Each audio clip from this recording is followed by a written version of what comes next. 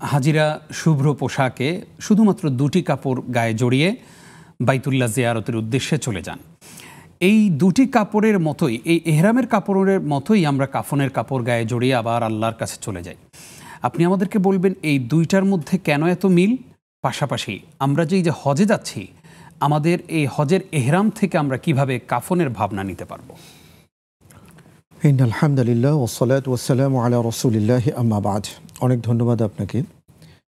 আমি আল্লাহ তাআলার কাছে দোয়া করছি যে যে কথাগুলো বলবো সেই কথাগুলো যেন প্রথমে তিনি আমাকে আমল করার তৌফিক দান করেন, আমাকে উপলব্ধি করার তৌফিক দান করেন এবং যারা আমাদের এই কথাগুলো শুনবেন তাদেরকেও সেই তৌফিক তিনি দান করেন। আল্লাহুম্মা আমিন।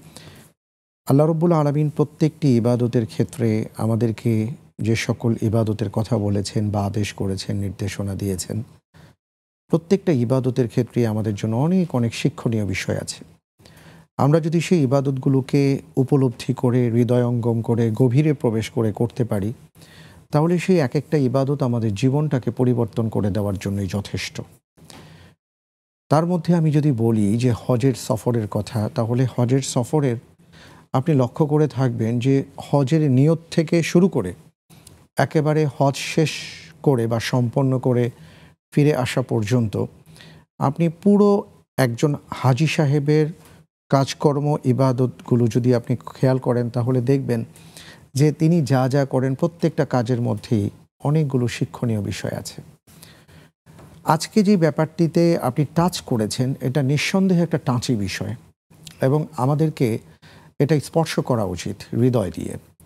কারণ আমরা জানি যে আলহামদুলিল্লাহ ইতিমধ্যে আমাদের অনেক হাজি সাহেবরা লাব্বাইক আল্লাহুম্মা লাব্বাইক বলতে বলতে শুভ্র পোশাকে তারা চলে গেছেন। অনেকেই এখন হারামে অবস্থান করছেন, অনেকেই যাচ্ছেন।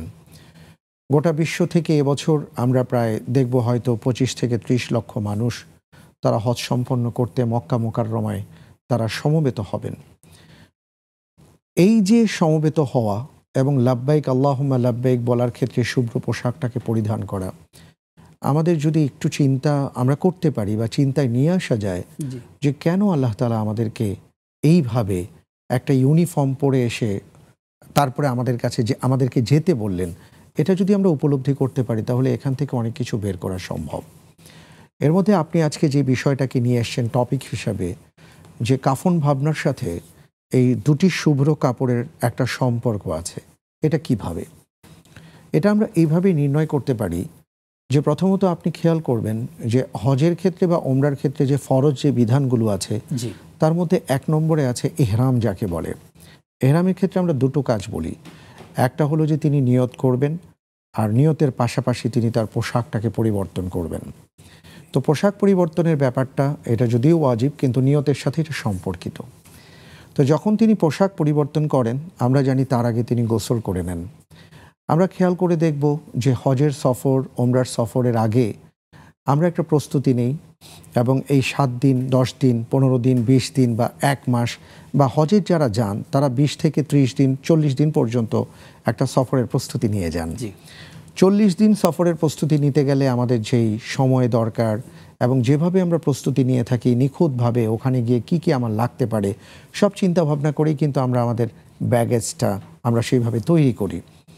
কিন্তু 40 দিনের সফরে যদি এমন আমাদের প্রস্তুতি থাকে, প্রশ্ন আসা উচিত এবং আমি আমার নিজেকে প্রশ্ন করছি, অনন্তকালের সফরের জন্য আমার প্রস্তুতি কতটুকু? এটা হলো প্রথম কথা।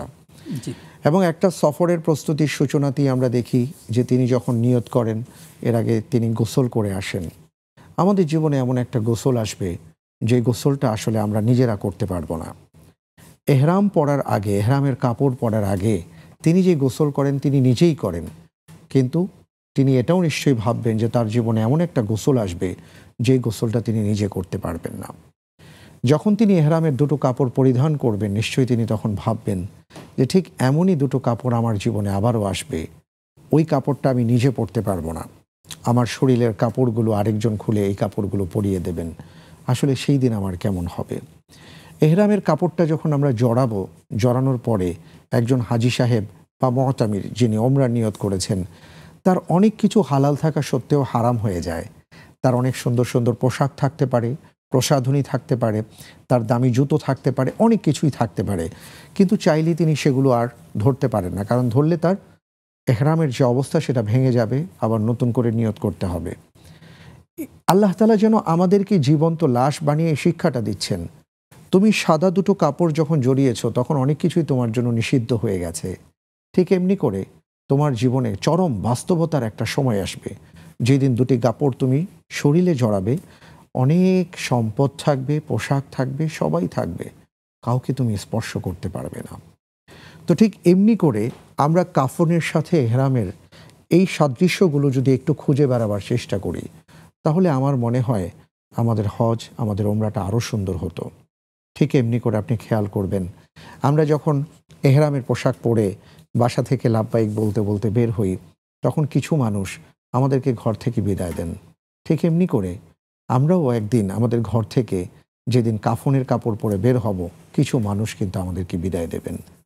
এই বিদায়ের পুরো প্রক্রিয়াটিও দেখবেন মৃত্যু ভাবনার সাথে, কাফন ভাবনার সাথে মিলে যায়।